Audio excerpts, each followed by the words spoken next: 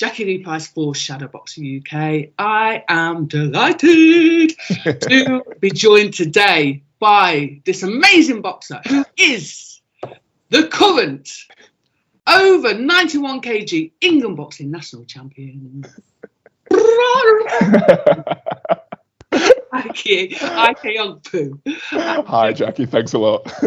Nice to see you. And you. Very exciting. Very, very exciting. So thank you very much for, coming on. Of course. How you doing? I'm good. I know it's been a little while now. We're looking at over 10 days, but I'm still processing everything that's happened. I think when I was in the final, I did feel quite confident because I'd worked so hard for it. I really had put in the time and the effort along with my coaches and my team, but I just don't think I was psychologically prepared for the aftermath. Everything was just focused up to the final, and I hadn't taken any consideration for what happens afterwards. So I think still quite overwhelmed, but slowly I'm processing it. Slowly I'm coming back down to earth and getting back into the swing of it, but still feeling great. It was great to finally see amateur boxing back. That's the first thing. Yes, absolutely. So first thing, we'll talk about the fight. You fought in the finals, the national finals, against Harvey Dykes. Yes. Somebody you fought before? Somebody I have fought before. So with this final, not only was it significant because it's the national final, of England boxing, something that I've envisioned for years and years, and massively prestigious tournament, but Harvey has beaten me 2 years ago in the development championships. So this was personal as well, in the sense that very much was symbolic of how much have I progressed as a boxer, and sort of using him as that goalpost, as that measuring stick, for, if I have progressed. So that was really important for me in that sense as well. So relieved with the result, and it meant a lot to me because of that as well. I respect him massively. I think he's one of the best operators I've been in there. Makes it very difficult every single time. So yes, happy. So what about him though? I mean, was it the same Harvey Dykes that you fought before? Was he being a little bit something different? It very much was. It was still him stylistically, but with more polish. So everything was, you can tell that he'd been working on the techniques, the things that make him as successful as he is. He's very, very deceptively mobile. He's very quick, changing angles, and he knows all those veteran tricks of how to impose his game plan and how to spoil your work. It's very difficult to look good against him, and he really, he's a bit of a marvel, to be honest. I really do respect him and his style. And in order to pull that win out of the bag, I'm not going to lie to you, myself and my coaches studied him. We studied our last fight. We looked at his other fights, and it's not something that I necessarily personally like to do too much. I don't like to overly study my opponents because I don't want to put any ideas in my head of, what they might do, because the thing is, all the information you're looking at, some of it is old. They might have changed since the video that you've seen, and when you impose your style on them, they might change things. So I never like to overly study people, but with Harvey, it was an exception, because without it, I think I would have been a little bit lost at sea. I mean, listen, he's a southpaw, and always kind of difficult sometimes for an orthodox boxer and a southpaw. They kind of get a bit messy, ugly, but you kind of have to have a look at them in order to get the foot placement right and to practice, because it's all very well going, well, I know it. Yeah. But if you haven't practiced, in sparring, it's difficult, isn't it? Precisely. Absolutely. Cannot agree more. And it's something that we drilled over and over and over again until it became second nature. And even with all that drilling, couldn't do it as many times as I wanted to. I was still getting tangled. So if I hadn't drilled it at all and just thought, oh, we know him, we don't need to practice, I've got it in my head, things would have gone wrong. Like they just would have. But they didn't. I mean, they didn't. the first round a little bit cagey. You came out in the second round and you found the range, you closed down your gap, and you were doing some really nice long range boxing. And so that really plays into that. We got the tactics right. Yeah, absolutely. It was good to see, and especially because the last time I boxed him, I didn't really have that long game, at all. So it was nice. It was nice to see that, going back to the fundamentals had benefited me so well.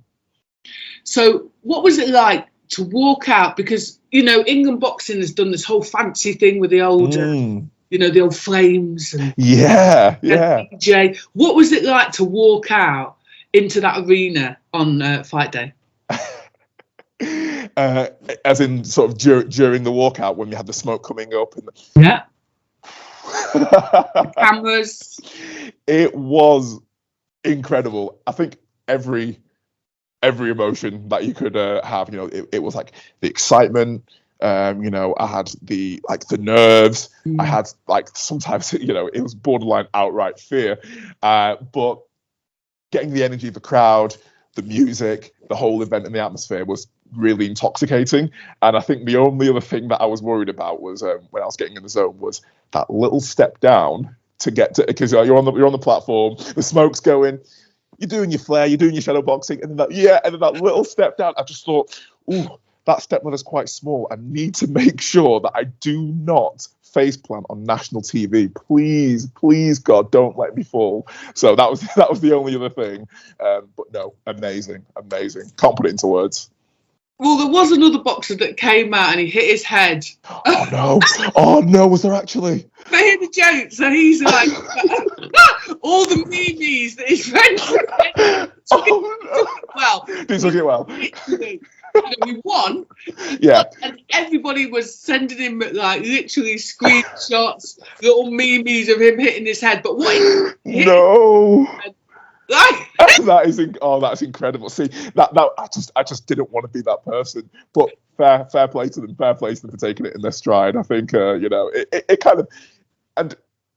kind of reminds you as well that at the end of the day we take it all so seriously. Big title, big bout, it means a lot. But at the end of the day, it takes it back to the fact that we do this because we enjoy it as well. We I think sometimes we can lose sight of that when we get very, very serious with it. We do the sport because we love it. We enjoy it.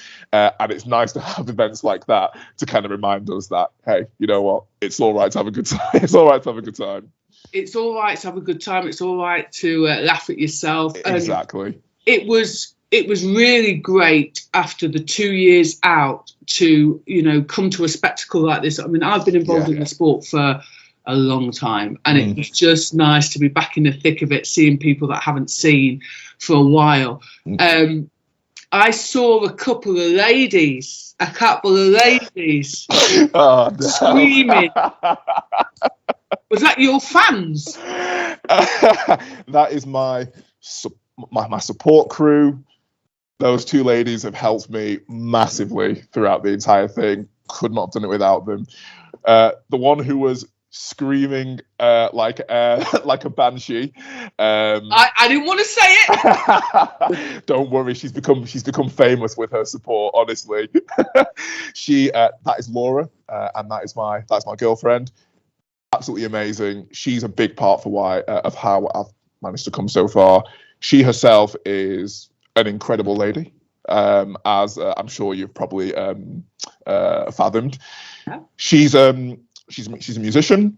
She's doing her second degree in midwifery. She's going to finish middle of next year, and she's also an amateur bodybuilder. So she's very competitive, very, very ambitious, and she's got very high aspirations for herself. And it's very easy to put in the work when I've got somebody like that in my life, because not only does she understand what it takes in terms to achieve the things that we want to achieve, but she's very understanding when it comes to our time constraints, and maybe we're not seeing each other as much as we want to, and she just pushes me. I need to make sure that that I'm keeping up. Otherwise, people might start thinking that I'm punching above my weight, and they might well do, because isn't it? So she does 4 things. She's a She's a musician, student midwife about to graduate. She's an amateur bodybuilder, and she's trained in opera singing, and she's grade 8 in three different instruments. Yes, you are. I have to. Oh, definitely. You know what? I'll take it. I'll take it. You heard it here first, guys. I'm punching. It's great that you've given props to her though as well. Because you're absolutely right. In this sport, you kind of have to be selfish, and you have to have an understanding partner that is not moaning that you're always in the gym. Sounds amazing. Precisely. And then the other lovely lady, that was my big sister, and she. And this is where you can't beat family. She came down from Bolton near Manchester. It's 4 hours if you're lucky, sort of like on the train. So she's come down. But a train's gotten cancelled. She's like, no problem, got plenty of time. Comes down eventually, gets there. She gets there in time to see my hand raised. She misses the entire bow. She sees my hand raised. She's still sort of disoriented with like the whole event. She's still coming to terms with where she is and the fact that her little brother's in a ring, in hand-to-hand combat with another man. She's still getting to grips with all of that. And then she sees my hand raised and she goes, oh, gives a little clap, says hi to me. I'm like, oh my God, thanks for coming. And half an hour later, she's back on the train back home. Oh no!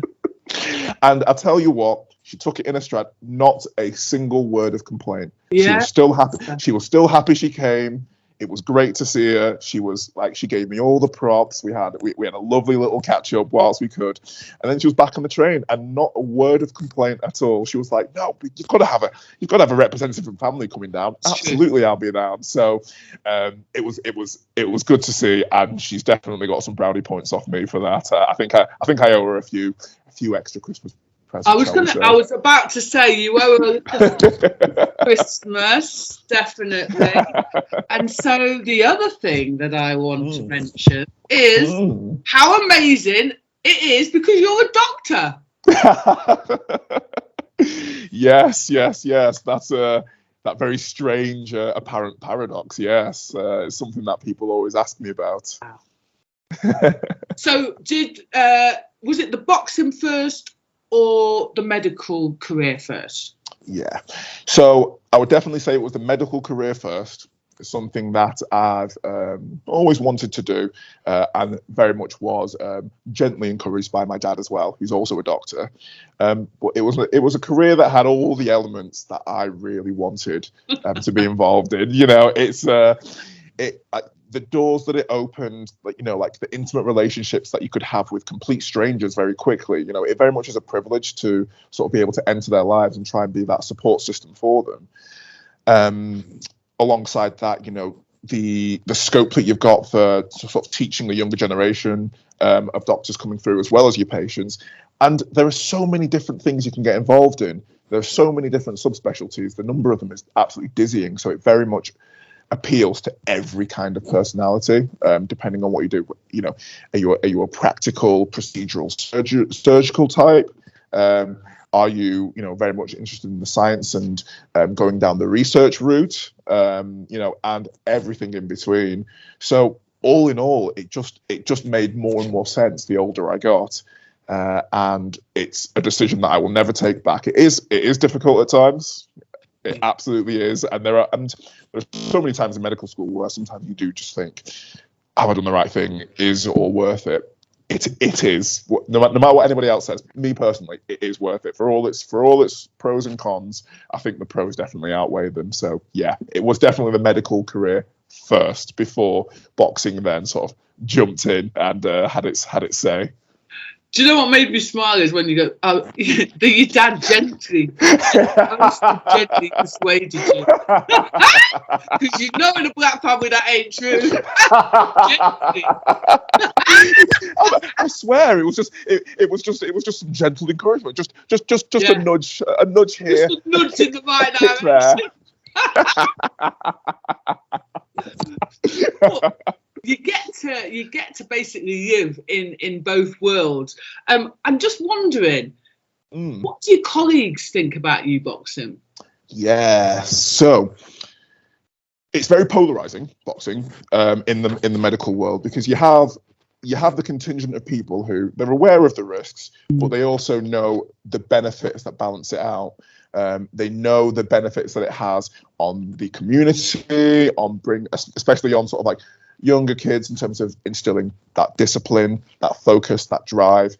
All of the elements that you can develop through boxing training, you can take that over to every aspect of your life, because a lot of the, so many of the kids and the young adults who come through the boxing gyms, there's only a small percentage of them who will actually go onto the professional ranks. A lot of them will do it and then they'll go into other fields, but you'll never be able to take away, all of those positive attributes that they develop, because they can take that over into their career, whether that's that ability to think under pressure, that ability to sort of sustain that very difficult training over long periods of time, being able to be coached and take instructions and, be able to keep that poise. These are universal attributes that I feel are almost, it's almost hyper-focused in boxing because of the nature of the sport. So I feel that a lot of people who I've, worked with, who I've trained with, they very much carry that over, and it shows. It shows in their work, it shows in their life, and it shows in the way that they interact with people. So that's one of the things that has definitely kept me in the sport, and one of the big things that I try to explain to people when they ask me what it is about it that attracted me there. Do you know what? It's always fascinating going into a boxing gym, because there's so many different types of people with different careers. And effectively, like you said, there are attributes that you can take away from the sport that you can use in a whole manner of different careers. Absolutely. I just wonder, though, having, the knowledge, the medical knowledge that you have, are you scared of the possible trauma that may happen to your brain? Yes. So as much as I do very much like to, sing the praises of the benefits of boxing, that is a reality that shouldn't be ignored. It is something that I've looked into. There is there's plenty of evidence coming out, over the decades about the effects of that sort of chronic trauma to the head. If it's not controlled, and if the risk isn't managed appropriately and properly. So yes, it's definitely a consideration, but there are lots of things that allay my fears, and one of them is, especially in the amateur boxing setup, the medical framework is so robust. It's very impressive. I don't need to tell you. I mean, I'm singing to the choir. The doctors who are registered with England Boxing, the whole framework they have around concussions and medical suspensions if the doctors aren't happy, and just even the training of the referees, being able to see if boxers are looking like they're in trouble. All of that comes into play to manage the risk, minimize that trauma, minimize that damage. And overall, as long as you've got a good framework around you like that, then very much you can have a long, illustrious career, as long as you're sensible. So that is one. So it's that side to it that makes me a little bit more confident in it. So, like I said, I trust myself to know when it's time to hang it up. I trust myself to know that, and I've looked at the risks, and overall, having weighed it up, I'm happy to do it for a little while longer. And I think once people educate themselves more about the things that go into protecting the athletes, they will be quite surprised at how safe it can be. And especially when I sit down with my colleagues and over a coffee, and I'll explain this whole framework to them, and so many of them don't know. They didn't realize, just how extensive it is, and they're just like, oh well, fair enough. That's didn't realize that. So yes. So in summary, in answer to your question, yes, it's always something that's at the back of my mind, but I do have faith in myself and in the framework to keep me safe and to facilitate a nice long career and no sort of negative effects afterwards. I think everyone kind of knows the risk to a point, obviously not as in depth as you. And I'm talking about boxers now. Yeah.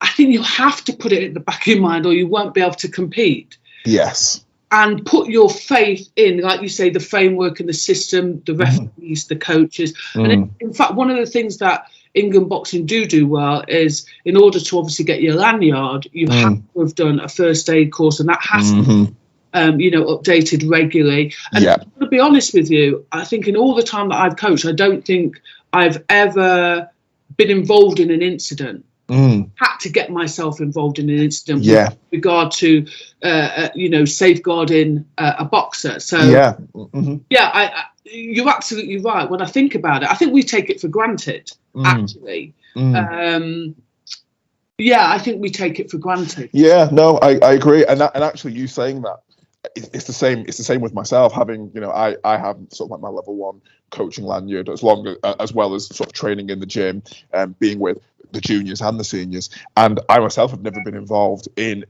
anything that would require anybody going to hospital, any serious injuries that have really made us rethink the framework. I've experienced sort of plenty of other things in sort of other sports that I've been involved in, but surprisingly nothing like that in boxing. And whether or not that's a little bit of coincidence and whatnot, probably is the case, but I think a big factor of it as well is, like we've been talking about this past couple of minutes, the framework and and the coaches and the training. Like you said, you need your first aid, you need your safeguarding qualifications. England boxing really makes sure that the people who are facilitating and overseeing these people in the sport, they make sure that they are very well trained and can spot these things before they happen, and make it as safe as possible. So I am impressed. I'm impressed with the organisation. So that's what's kept me in all this time. Yeah. Okay, so this might be a little bit controversial because we've just talked about the risks. We know about the risks, and we love the sport. Absolutely adore the sport. However, one thing that you just mentioned is you are kind of mindful of when it will be time to bow out. Yes. So with that in mind, I want to talk about Joseph Parker fought Chisora last weekend or the weekend before, I can't even now. And it was a tremendous fight, 2 warriors, and Derek Chisora in particular he's such a workhorse. That's a blessing and a curse, because even when you think he's out on his feet and he's out, and he goes back to his corner and he's shouting at the screen like, this fight, he comes out. Honestly, he is like our very own version of the Terminator. It's very impressive, but like you said, that is what's made him as successful as he is. But if he's not careful, that very same attribute will be his undoing in the future. So this is the thing I want, because there's a part of me that's like, just let him have one more and win some massive, and then absolutely, I guess what my question is it the boxer that should take that decision into their hands, or should it be a trainer and a manager that goes, Derek, or somebody like Derek, we're just using him as an example, it's time to pack up? And it's a very difficult question. I think rather than saying that it should be all in the hands of one or the other, there needs to be a constant communication between the two, between the coaches and the trainers and the boxer. On the one hand, the boxer themselves, they know themselves, they know their body, they know, they have a certain amount of knowledge of what they're capable of, their longevity and how far they can go. However, with these fierce competitors, they're very competitive, they've developed all the attributes coming up in the game for all of these years. They will almost always tend towards, we can keep going, we'll go out on our, even if it's to the point of going out on their shield. And that's where the trainers need to come in and provide that third person perspective, because when you're in there, it's all about wanting to perform, wanting to do yourself proud, wanting to showcase to the world, that not only do you have these boxing skills, but you have that warrior mentality, shall we say. And that's something that's very deeply embedded in not just the culture of boxing, but in all of the sports as well. So that's where the trainers need to come in and just be able to provide that third person perspective, because they can take a step back and say, look, let's lay out the facts and let's have a proper chat about this, because you've taken a lot of punishment over the last few decades. You've done this for a long time, and as much as you may think that you have more in the tank, we don't want to get to a point where it's too late. Yeah. So it's definitely a conversation that needs to be had with both, but the trainers and the coaches probably need to have more input than the boxer themselves when it comes to people like Derek, who've taken, this accumulation of sort of like subconcussive blows to the head over a long, long period of time. So, it's a concern that I have, and trainers should definitely not be scared to open up that door. It's an uncomfortable door, it's an uncomfortable conversation to have, but it needs to be had. We've got the evidence, and we need to be sensible about these things. I'm slightly hypocritical, because I want him to carry on, because I want him to do well, and I want to get his just rewards from the sport. However, and I was screaming at the telly, but there is a part of me that goes, okay, Derek, that's enough now. That's enough now. Before it gets, do you understand? Yeah, absolutely. And the problem is that, like you said, it's that very attribute that makes the fights entertaining, and he himself, you can see that he really enjoys it. He loves it. He loves, getting in the mix, the inside fighting, he loves to entertain the crowd. He's very, very much a performer.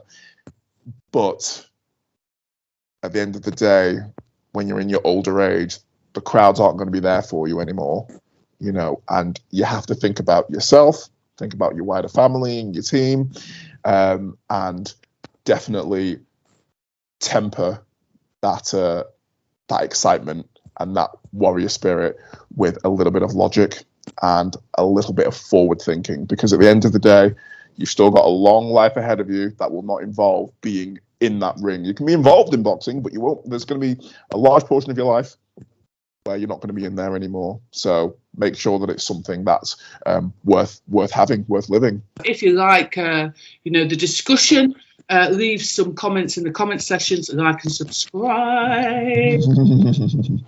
So what I wanted to say to you is the pandemic, my friend. I mean, you were obviously on the front line. Excuse me. Bless you.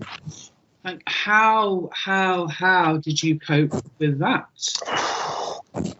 So, working in A&E at my hospital, it's hard to put into words. But as you can imagine, it was difficult. It was horrible. Every synonym that you can come up with for a negative experience. It was rough going, mentally, but we carry on. And a big part of getting through it, a huge part, was my team, was the team that I was working with in A&E and in the wider hospital. We were all going through it together, alongside the patients as well. We were all a team, not just my colleagues, but working with the patients as well, and we were all giving support to each other. It was this lovely little sort of like symbiotic relationship where, we would give support to the patients. The patients would, reward that work that we were doing with their trust, with their kind words, and that's a really significant thing, because especially if you can summon the courage to still give kind words when you yourself are absolutely terrified in this unfamiliar environment, it means a lot to us. Our seniors, our consultants and the other doctors, the nursing staff, the healthcare assistants, we all came together to support each other, you know, when things were getting hard. And I think that was a big part of helping us stay strong throughout the whole thing. It was that community aspect. Because what's interesting is the fact that isolation was the big thing that was really cutting through people, really making it difficult. And at the end of the day, despite the fact that we were in the trenches together and it was awful, the key word there is we were together. We were together in that. We were supporting each other in that. So that was the trade-off. You know, we're going into these environments, you know, we're dealing with very sick patients, but we also were in it together. And that helped us get through it in the end, really. So there were some parts of the media, and, you know, there were comments about people in the medical profession going online and taking photos and, you know, posting TikTok videos. My thoughts around that was, like you've just said, you're in the trenches and sometimes you have to break through that tension with humour. Would I be correct in thinking that? Because there was a bit of a backlash, but I didn't think it was fair. Yeah, so it's a difficult one because, like you say, we're going through a horrible experience, and sometimes everybody has different coping strategies, different coping mechanisms, and humor's a big one, and being able to find, even if just a few minutes, to be lighthearted. And I know there was a lot of controversy around some of these sort of like TikTok videos, etc. And it wasn't necessarily something that I myself got involved in, but I can see why people would do it. And at the end of the day, one of the things that struck me is the fact that people might see that and just automatically extrapolate that and just think, all these healthcare professionals aren't taking it seriously and they're just making a mockery and they're just essentially, for want of a better way of putting it, dossing around. But maybe... That word from time. Yeah, indeed. I was trying to find a way to drop it in here somewhere, so I managed it. But people don't realise that maybe making that sort of, you know, that silly little lighthearted video was 5-10 minutes of a shift, and they don't see the other 11 and a half hours that have been spent wearing full PPE, transferring patients to the intensive care unit, you know, titrating up oxygen for people who are very sick, trying to talk to people who are terrified in this environment and, you know, and reassure them that things are going to be okay. So because they don't see that side to it, because that's not necessarily the side that's being portrayed alongside the TikTok videos and things like that, you might end up getting an inaccurate picture of what's really going on. So like I said, it's a difficult one, but it was one coping strategy that some people use just to alleviate the horror of the whole thing. Absolutely. Like you say, there was a lot of people, I think they were mentally struggling with the isolation. And the way of them coping is, you know, it's proven, isn't it, exercise helps with mental health, etc. But, you know, what did you use as a coping strategy with regard to stress and perhaps anxiety around what you were seeing and experiencing? Yeah, so because there was so much going on, you know, so much going on in my head, like, you know, big jumble, as it would have been with other people. A big thing for me, outside of my of what little boxing training I could get, as well as family and friend support, was journaling. So I did a lot of writing, because for me, there's just something about putting those thoughts in your head into a tangible form where you can step back and actually see them. And when you have entries over a period of time, sometimes you think, oh, you know, I'm just this stream of consciousness, just write out whatever comes out. When you look back and you see it multiple entries over time, you starting to pick up common themes. You start saying, you know what, this thing that I'm writing down, that's been in my last 4 journal entries as well. Clearly this is something that's going on, and it's something that possibly, now that I've identified that it's a potential issue, I can try and address. And it's you know, and that's just one example of how writing can help. But I also just feel that it's almost this process of just emptying out this jumble of thoughts and organizing it into something, you know, that I can, like I said, take a step back, look at, and leave room for more thoughts to come in. That's just the process, and I think a lot of people might benefit from it. You know, it's not for everyone, but I think it is one potential strategy amongst many others that you can do to try and help stabilize your mental health in horrible situations like that. So I would recommend people to give it a try, see what they think about it. I love that suggestion. I really do. And it is a way of just going on the page. Yeah, it really is. Yeah, absolutely. Yeah. That is what it feels like, to be honest. Just almost just like a sort of verbal diarrhea onto the page, get it out, better out than in, and then move on. Yeah, absolutely. So last question. Claps or money? Say again? Claps or money? Jackie! Claps or dough in the old pocket? Jackie, You've done your job. Now do one. You've done your job. What? More money? Do one. You're terrible. You're terrible. Listen, joking aside, Ike, I appreciate you. People appreciate you. Obviously, that was a way of showing, I joke, but that was a way of people showing respect, because I guess that was the only way that everybody could collectively do that. Yeah. But I'm saying to you, you know, I think it's, you're inspiring. You really are inspiring. Not only thank you. But because you're a boxer, because you guys were at the front line of, you know, it's hard enough. It has been hard enough for us on the outside, but you guys having to face that day in and day out and not going, oh, do you know what? Fuck it, I'm not going into work today. Yeah. We appreciate you. Thank you so much, Jackie. No, I do appreciate those kind of words. Really do. It does make it worth it. It really does. So listen, I got a bit teary then. Bloody hell. Oh, Jackie, I'm an actor, so I get emotional. But listen, you know what? I hope you have an amazing Christmas. Thank you. I am really looking forward to seeing what else you do in your boxing career. Thank you. And I'm fascinated to see what your girlfriend's going to outdo you. Pretty much everything. Don't show her this interview. I'm gonna have to hide this interview. But pretty much everything. Oh no, Jackie. Listen, thank you very much for giving us your time. Thank you so much, Jackie. It's been a pleasure.